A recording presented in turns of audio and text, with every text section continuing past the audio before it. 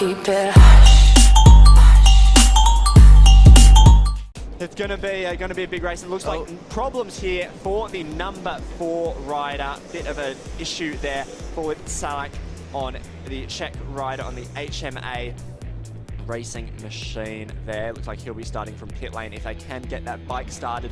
The rest of the field have gone for their warm-up lap. Now, Dakota, you were here for the MotoGP race and the MotoGP test. Just give us a quick rundown of the real tricky corners to watch out for. Definitely turn 4, which is the first right. It's always a tricky corner. It's always a famous corner that everyone crashes on because it's actually the first right after, you know, about 6 or 7 corners, and which is up the hill. The right up the hill, I think it's turn 12, and then a lot of riders were crashing also in turn 9. It's that fast right-hander. It's where you're leaned over. They carry so much corner speed.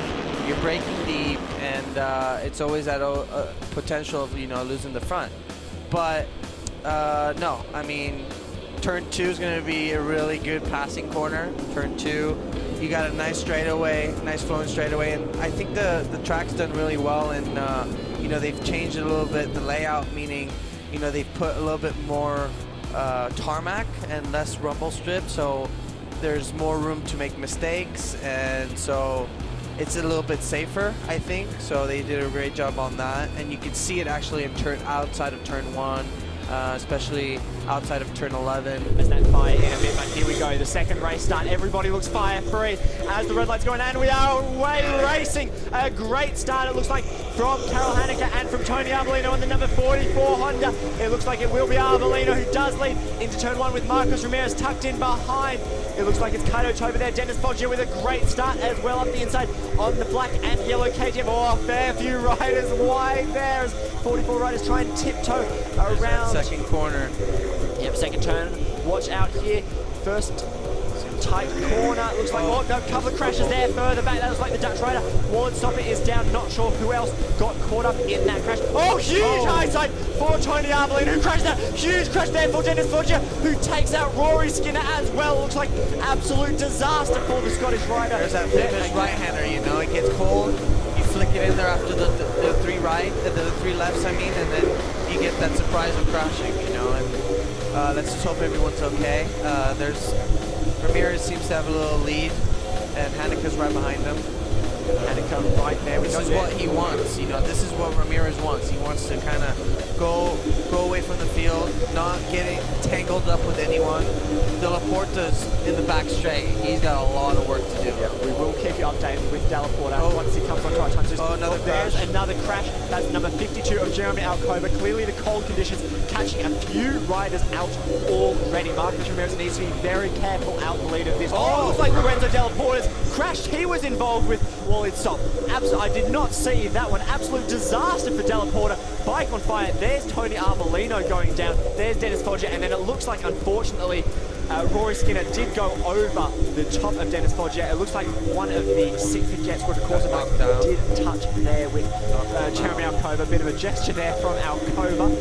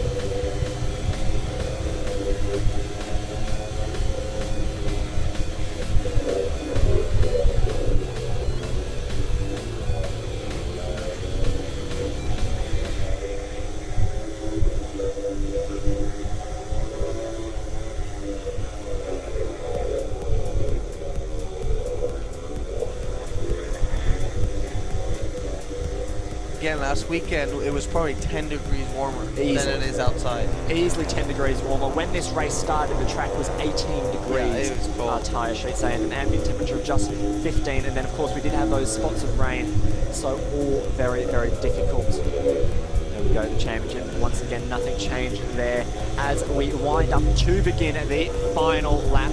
Marcos Ramirez, you'll have to ask him, what did he think when he saw Lorenzo Dalla Porta's bike on fire? What are his tactics going into the final race? Again, I think it will just be push as fast as he can out the front. Here we go, the last lap of the first race. Of course, there is still one race after this to decide this championship. Number 42, Marcos Ramirez, looking so confident as he cruises around this Valencia circuit yet again. Ramirez did take the first win of the season here, then took second place, as we said, just losing out to Kaito in the second race at the start of this year. Looking very, very comfortable. It does look like Fernandez is closing in that gap slightly, but I can't see him doing it with only half a lap remaining. There is Lorenzo Dalla Porta still in 14th place. Who would have thought he could have gotten 2 points after catching on fire, starting from pit lane and crashing? I mean, you need to feel for the guy too. Exactly. As a racer, you need to really feel bad for the guy. It wasn't his fault, and now he just has to, you know, relax and kind of reset his mind for the second race and never give up, because as you saw, anything could happen. Exactly, and here we go around the long sweeping left-hand turn 13. Only one corner now separates Marcos Ramirez from victory, his 5th win of the season. He will now take over the lead in the championship. Marcos Ramirez, number 42, crosses the line. He holds up the number 1 here. We'll head into the last race with a championship lead. Raul Fernandez moves into 3rd place with 2nd. Karel Haneker tries to wheelie the bike with 3rd. A solid result for the Czech rider, his 2nd podium on the bounce. Now, who has won out in this battle for 4th place? It does look like it will be Albert Arenas on the Mahindra. Can he hold it to the line? He does. He just beats out Jeremy Alcoba, and Gerard Ryu, the teammate of Ramirez, gets his best result of the season. And here we go further back, the battle for 7th. Huge, huge battle there. There is Lorenzo Dalla Porta. As you can see, the tuck doing him no good as he crosses the line in 14th place to take 2 championship points. Those could be the 2 points that win him the championship. You never know what will happen. Marcos Ramirez cruising around with the big number 1 in the air.